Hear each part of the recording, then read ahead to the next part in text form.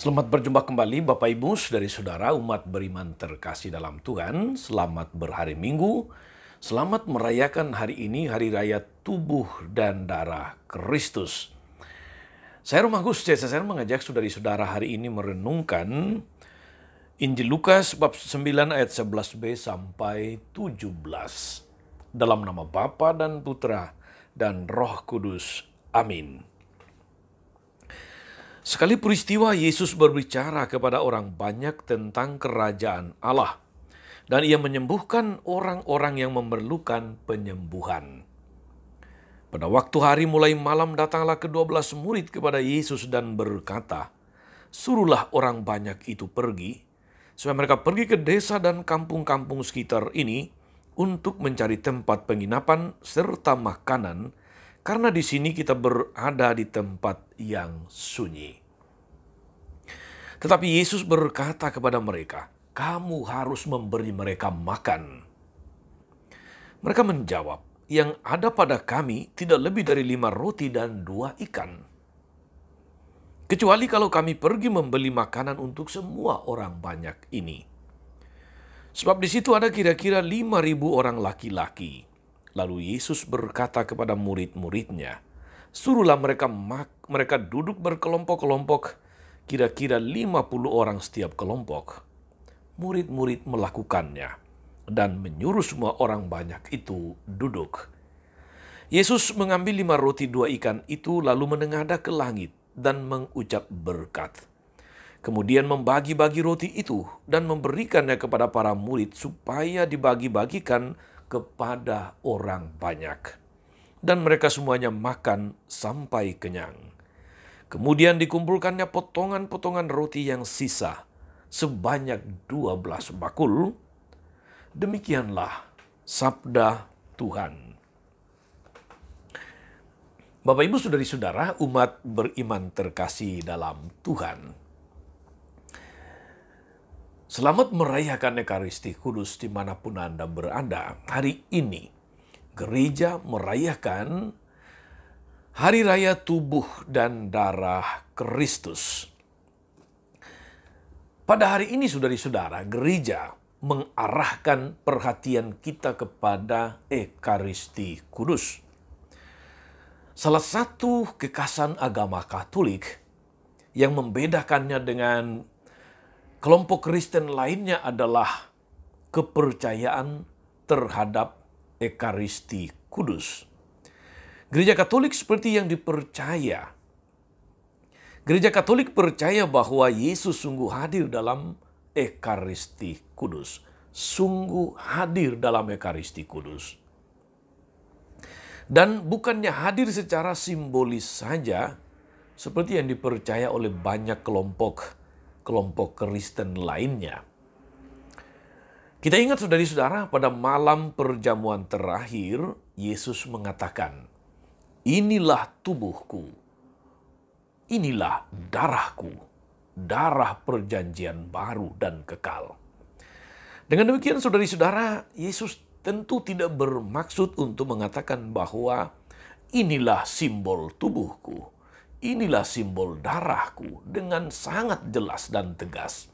Yesus katakan, "Inilah tubuhku, inilah darahku." Hal ini menjadi sangat jelas saudari-saudara apabila kita membaca diskursus tentang roti hidup dalam Injil Yohanes bab 6 khususnya.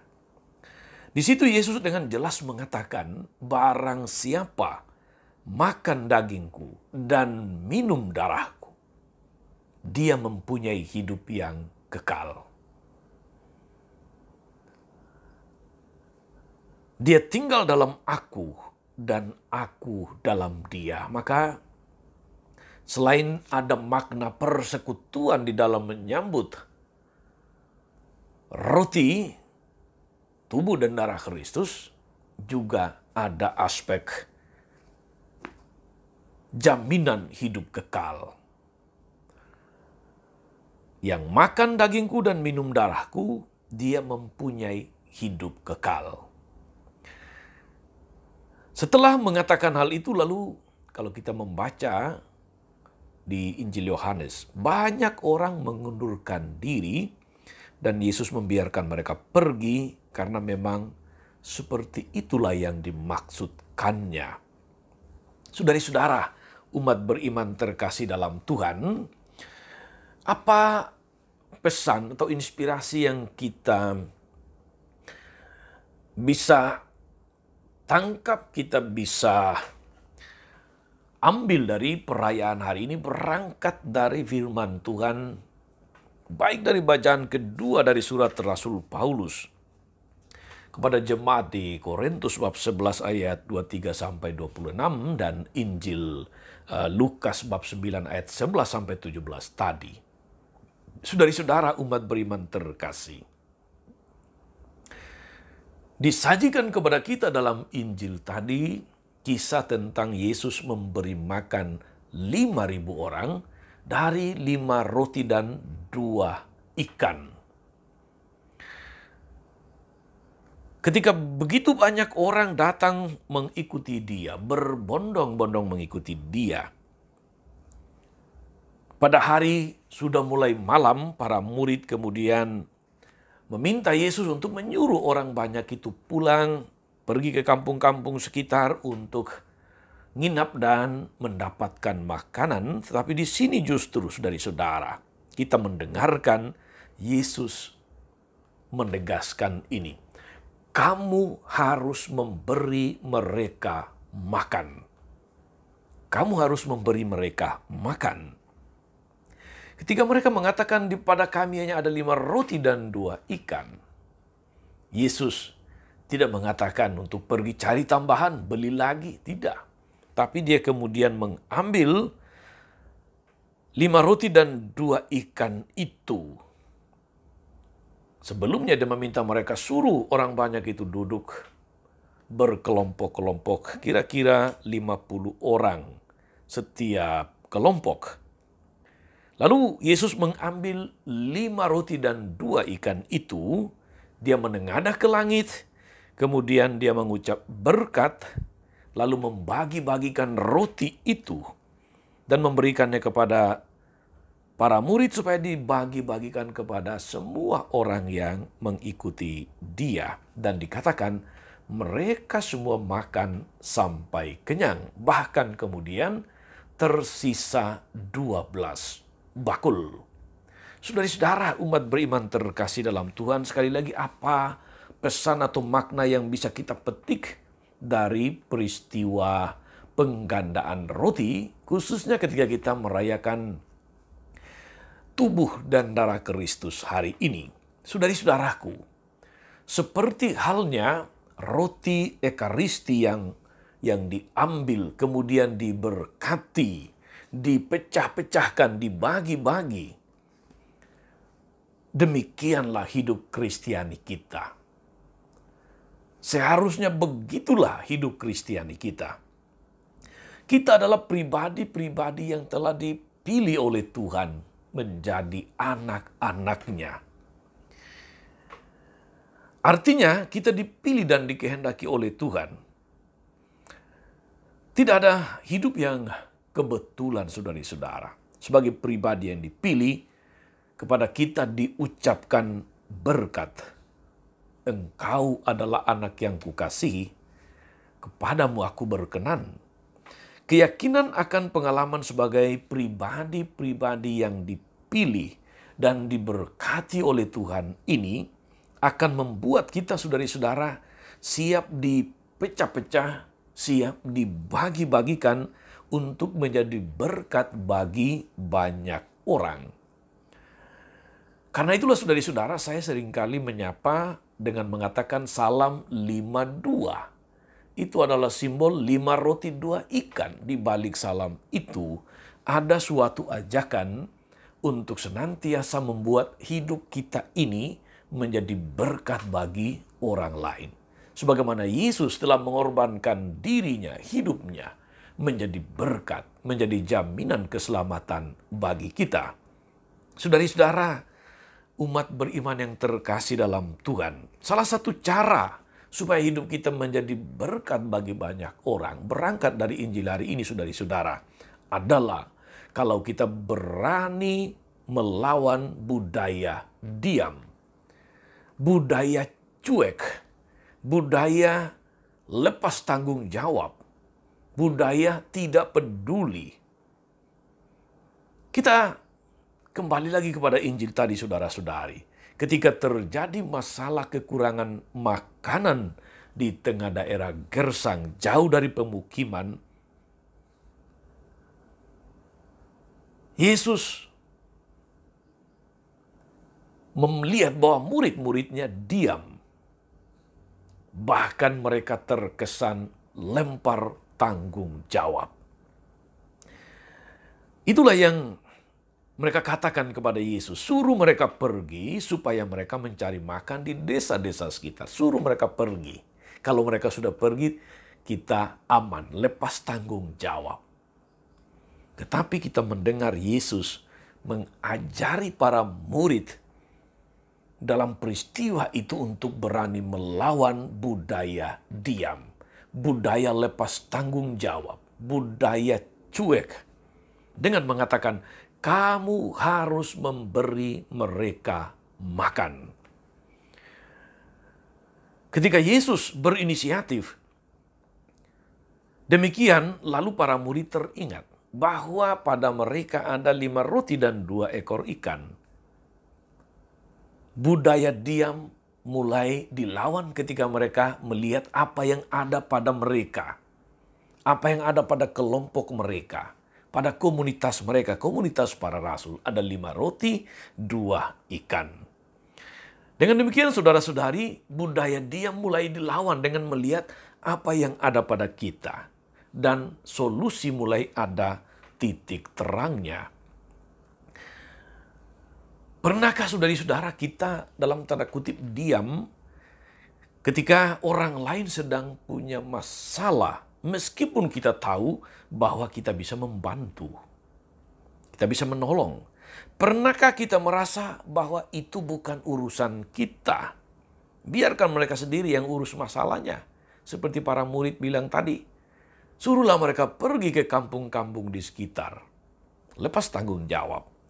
Pernahkah kita menemui pengalaman-pengalaman di mana ada orang yang kesulitan dan kita merasa itu bukan kesulitan kita? Biarlah mereka sendiri yang harus bertanggung jawab. Pernahkah ketika ada masalah yang kita lihat di lingkungan kita dan kita diam saja, tidak berinisiatif untuk mencarikan solusi? Saudari-saudara, umat beriman terkasih, perayaan tubuh dan darah Kristus mengingatkan kita akan Yesus yang tidak tinggal diam, akan Yesus yang peduli, akan Yesus yang tidak lepas tanggung jawab akan hidup manusia. Maka kita yang terus-menerus selalu senantiasa merayakan Ekaristi, saudara-saudari, sudah layak, sudah sepantasnya kita melawan budaya diam itu atau budaya pesimistis seperti para murid.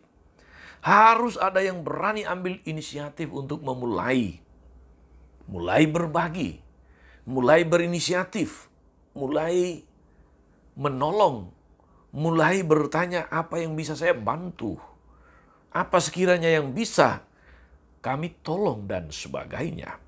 Mari kita belajar memberi teladan dan bukan belajar untuk melepaskan tanggung jawab. Tuhan Yesus hendak mengajar dan mengajak kita melalui peristiwa Injil hari ini, saudari-saudara, untuk menjadi pribadi-pribadi yang setelah dipilih, kemudian diberkati, kita siap untuk menjadi berkat. Kita siap untuk menjadi roti yang siap dibagi kepada orang-orang di sekitar kita, kepada banyak orang. Dengan cara ini, saudara-saudari, hidup kita semoga senantiasa diperbaharui. Dunia pun diperbaharui, sehingga terciptalah langit yang baru dan bumi yang baru.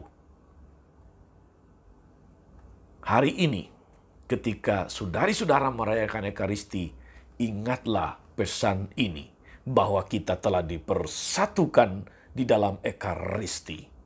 Mari kita sadar akan perutusan kita untuk menjadi pribadi yang ekaristis, menjadi keluarga yang ekaristis, menjadi lingkungan, menjadi paroki yang ekaristis. Artinya yang siap menjadi berkat bagi banyak orang.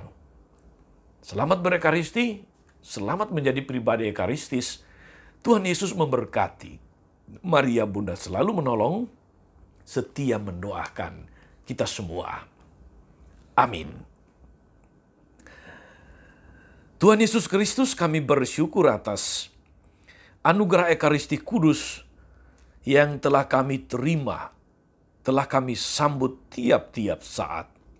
Mampukan kami agar kami senantiasa setiap kali menyambut tubuh dan darah-Mu, menyambut Ekaristi Kudus, kami menyadari bahwa hidup kami juga harus menjadi hidup yang ekaristis, hidup yang peduli, hidup yang siap menjadi berkat bagi siapapun.